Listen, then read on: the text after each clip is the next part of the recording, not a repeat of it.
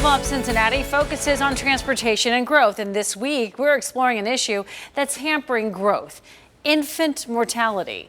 9 on your side's Lisa Smith and Lucy May spent the past 2 months looking into why some babies are dying before their first birthdays.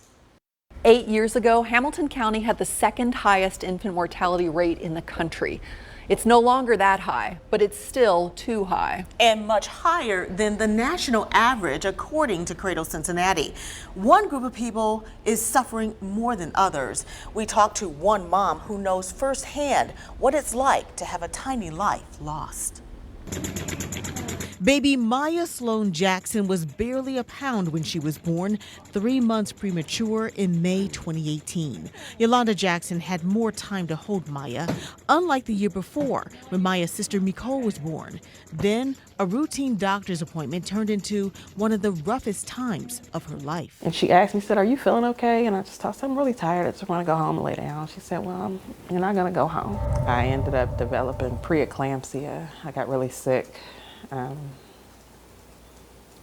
My kidneys failed. I didn't have a choice, so I had to deliver her. Preeclampsia is when women develop high blood pressure during pregnancy. African American women are at a higher risk for developing preeclampsia than white women. Nicole was born extremely premature. I just felt like it was too early. I knew it was too early to have her, and but they told me, we can save you both, or we can try to save you both, or we'll lose both of you. Nicole died 3 days after she was born.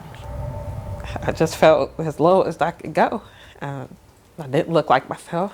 My baby was gone. Unfortunately, Yolanda's story is repeated dozens of times a year by moms across Hamilton County. In 2017, Nicole was one of 97 babies to die in Hamilton County before their first birthday. The earlier you are born, the more likely you are to be African American here in Hamilton County. Ryan Adcock is the executive director of Cradle Cincinnati. New numbers from Cradle Cincinnati for 2018 show 92 babies died. The organization calls it a black infant death crisis in Hamilton County, since the death rate for black infants is 3 times higher than white infants. There is no biological reason for that. There's no genetic reason for that. It is not explained by socioeconomic status or class.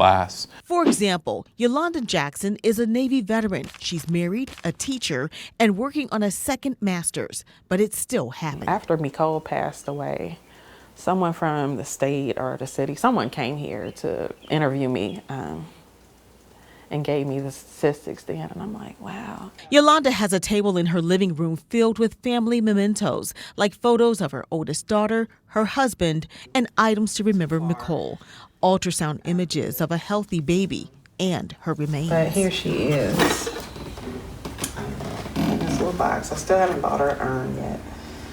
She became pregnant again, but there is no gender reveal party, no baby shower. She was cautious. I went to all my medical appointments.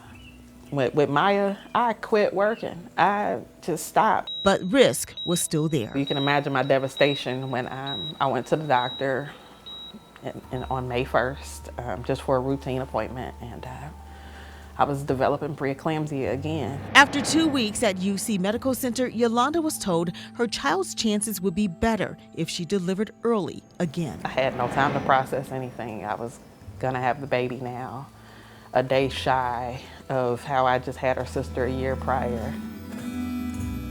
She gave birth to another daughter. On day 3 of her life, I was a nervous wreck because I felt like if everything is repeating itself just like it did before, then I'm gonna lose my baby. But she made it to day 4 and to day 5 and here today. A beautiful angel, sleeping. Maya Sloan. She's absolutely amazing. She's like a dream come true. Maya was born in May of last year, but it's been a rough road. She's never known life outside of the hospital. She's had multiple eye surgeries and blood transfusions. She has a trach and a G-tube. Even though chronologically she's almost a year old, her adjusted age is just 9 months. Life is looking up, though. This is video of the first time Maya has ever been outside. The next step is finally home. Once we get 7 nights of nursing and we're done, we're finished with our education, she can come home. They only recently got a crib and started preparing the nursery with Maya's name painted on the wall. I feel blessed, but it's been a long road. It's been going to counseling. It's been praying. It's been understanding that no matter what, life still goes on. Cradle Cincinnati is working on a number of initiatives to combat infant mortality and help families like Yolanda's. We'll have that story tomorrow.